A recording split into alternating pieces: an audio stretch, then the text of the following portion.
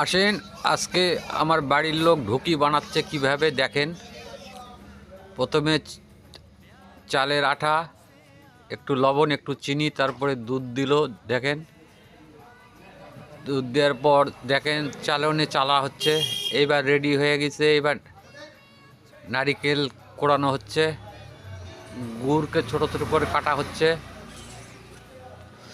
দেখেন এই যে একটা ছাঁকনির মধ্যে নিচ্ছে, প্রথমটা ট্রাই করবে। দেখেন আটা দিল, গুড় দিল, নারকেল দিল।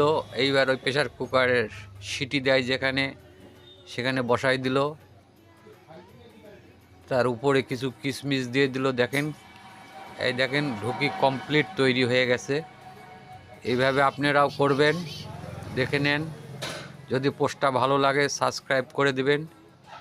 এরকম আরও নতুন নতুন পেজ আনতে থাকবো।